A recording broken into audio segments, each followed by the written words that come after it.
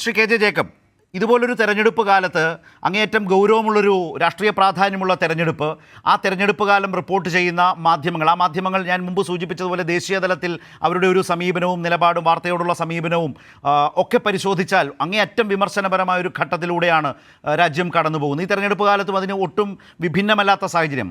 അന്തർദേശീയ മാധ്യമങ്ങളടക്കം വളരെ ഗൗരവത്തോടെ ഈ തെരഞ്ഞെടുപ്പിൻ്റെ വിവിധ സാഹചര്യങ്ങളെ നിരീക്ഷിച്ച് ഗൗരവത്തോടെ അവതരിപ്പിക്കുമ്പോൾ മാധ്യമങ്ങളും ഈ ലോക്സഭാ തെരഞ്ഞെടുപ്പും എന്നതൊരു ഇന്ത്യൻ സാഹചര്യത്തിൽ താങ്കൾ കാണുന്നത് ഇതുവരെയുള്ള സാഹചര്യങ്ങളെ വെച്ച് എങ്ങനെയാണ് കാണുന്നത്? വിശേഷിച്ച് പ്രധാനമന്ത്രി തന്നെ മുമ്പ് പറഞ്ഞ ഗ്യാരണ്ടിയും 400 കടക്കും പോലെയുള്ള പ്രചാരണങ്ങളും ആത്മവിശ്വാസവും ഒക്കെ മാറ്റിവെച്ച് തീവ്ര ഹിന്ദുത്വത്തിൻ്റെ വഴിയെ കടുത്ത മുസ്ലിം വിരോധ പ്രസംഗങ്ങളിലൂടെ തുടർച്ചയായി മുന്നോട്ട് പോകുന്ന ഒരു അന്തരീക്ഷമാണല്ലോ 2 ഘട്ടം കഴിയുമ്പോൾ ലോക്സഭാ തെരഞ്ഞെടുപ്പിൽ നമ്മൾ കാണുന്നത്.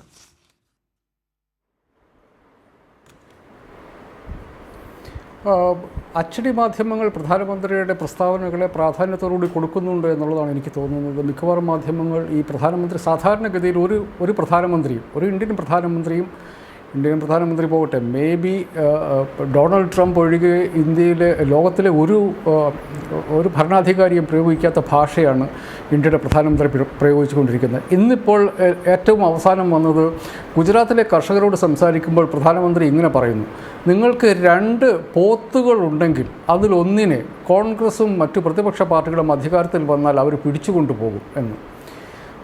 40% ദേശീയ സമ്പത്തിൻ്റെ കൈകാര്യം ചെയ്യുന്നത് 1% മനുഷ്യരാണ് എന്നുള്ള പഠന റിപ്പോർട്ടുകളുള്ള ഒരു നാടാണ് ഇന്ത്യ.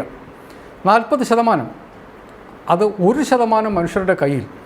ഈ സമ്പത്ത് അതൊന്ന് പുനർക്രമീകരിക്കണം എന്നുള്ളതിനെക്കുറിച്ച് രാജ്യത്തിൻ്റെ സമ്പത്ത് ഇവിടുത്തെ പിന്നോക്കക്കാർക്കും ദളിതർക്കും മുസ്ലിങ്ങളടക്കമുള്ള അവശ്യ വിഭാഗങ്ങൾക്കും കൊടുക്കണം എന്നൊരു പ്രധാനമന്ത്രി പറഞ്ഞതിന് രാജ്യത്തിൻ്റെ സമ്പത്ത് മുസ്ലിങ്ങൾക്ക് വേണ്ടി പിടിച്ചു പറിക്കാനാണ് കോൺഗ്രസിൻ്റെ പ്ലാൻ എന്നുള്ള ദുർവ്യാഖ്യാനം നടത്തുന്ന പ്രധാനമന്ത്രി, അത് നമ്മൾ അതിഭീകരമായ ഒരവസ്ഥയാണ് നമുക്കുള്ളത്. ഒരു ജനാധിപത്യം എന്ന നിലയ്ക്ക് നമുക്ക് ഒരിക്കലും അംഗീകരിക്കാൻ പറ്റാത്ത പ്രധാനമന്ത്രി എന്നുള്ളതല്ല, ഒരു വാർഡ് മെമ്പർ പോലും പറയാൻ പാടില്ലാത്ത തരത്തിലുള്ള പച്ച വർഗീയതയാണ്. ശരിക്കും പറഞ്ഞാൽ IPC സെക്ഷൻ 153 കേസെടുക്കേണ്ട ഓരോ പ്രസംഗത്തിൻ്റെ പേരിലും കേസെടുക്കേണ്ട തരത്തിലുള്ള വർത്തമാനമാണ് ഇന്ത്യയുടെ പ്രധാനമന്ത്രി പറഞ്ഞുകൊണ്ടിരിക്കുന്നത്.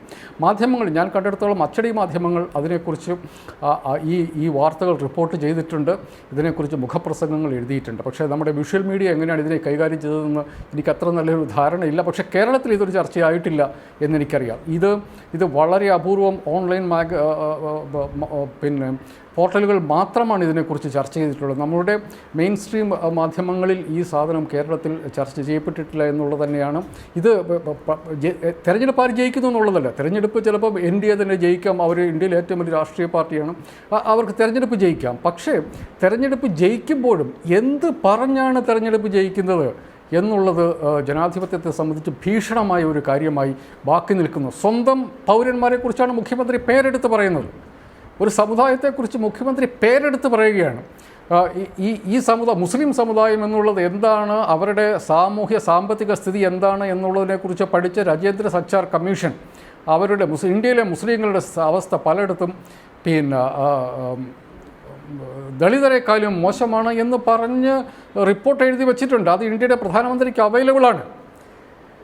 ആ റിപ്പോർട്ട് കയ്യിൽ വെച്ചിട്ടാണ് പ്രധാനമന്ത്രി ഇങ്ങനെ പറഞ്ഞ് നടക്കുന്നത്. നമ്മുടെ രാജ്യത്ത് മതത്തിൻ്റെ അടിസ്ഥാനത്തിൽ സംവരണം കൊടുക്കാൻ വകുപ്പില്ല. അത് പ്രധാനമന്ത്രി പ്രത്യേകിച്ച് എടുത്തു പറയേണ്ട ആവശ്യമില്ല. ഇന്ത്യയിൽ ഞാൻ മനസ്സിലാക്കുന്നിടത്തോളം 10-ലധികം സംസ്ഥാനങ്ങളിൽ മുസ്ലിങ്ങൾക്ക് സംവരണമുണ്ട്. എങ്ങനെയാണ് സംവരണം വരുന്നത്? പിന്നോക്ക സമുദായങ്ങൾക്ക്, കേരളത്തിൽ പോലും പിന്നോക്കക്കാരായ സമുദായങ്ങൾക്ക് സംവരണം കൊടുക്കാൻ ഭരണഘടനാപരമായ വ്യവസ്ഥയുണ്ട്. ആ വ്യവസ്ഥ അനുസരിച്ചാണ് ഇന്ത്യയിൽ ഭരണം കൊടുക്കുന്നത്. എന്തിനാണ് മുഖ്യമന്ത്രി മതത്തെ അതിൻ്റെ അകത്ത് പ്രധാനമന്ത്രി എന്തിനാണ് മതത്തെ അതിൻ്റെ അകത്ത് കൊണ്ടുവരുന്നത്? നമ്മുടെ നാട്ടിലെ ഭരണഘടനയ്ക്ക്, നമ്മുടെ റെപ്രസെൻറ്റേഷൻ ഓഫ് പീപ്പിൾ ആക്ട് അനുസരിച്ച്, നമ്മുടെ നാട്ടിലെ ഇന്ത്യൻ ശിക്ഷാ നിയമം അനുസരിച്ച്, നമ്മുടെ നാട്ടിൽ വളരെ സാധാരണമായ നമ്മളൊക്കെ പ്രവർത്തിക്കുന്ന വളരെ നാടിൻ്റെ ധാർമ്മികത അനുസരിച്ച് പറയാൻ പാടില്ലാത്ത വർത്തമാനം പറഞ്ഞുകൊണ്ടാണ് നമ്മുടെ നാടിൻ്റെ പ്രധാനമന്ത്രി വോട്ട് പിടിക്കുന്നത് എന്നുള്ളത് അത്യധികം ഖേദകരമായ കാര്യമാണ്. അതിന് യാതൊരു ന്യായീകരണവുമില്ല. ഇത് വേണ്ട വിധത്തിൽ നമ്മളുടെ ചർച്ചയാകുന്നില്ല എന്നുള്ളത് അതിൽ കൂടുതൽ സങ്കടകരമായ കാര്യമാണ്. കാരണം പ്രധാനമന്ത്രി പറഞ്ഞങ്ങ് പോകും. നമ്മുടെ രാജ്യം നിലനിൽക്കേണ്ടതുണ്ട്, പൗരന്മാർക്ക് ഈ കാര്യങ്ങളെക്കുറിച്ച് അറിയേണ്ടതുണ്ട്, അത് ചർച്ച ചെയ്യപ്പെടുന്നില്ല എന്നുള്ളത് അങ്ങേയറ്റം ഖേദകരമായ കാര്യമാണ്.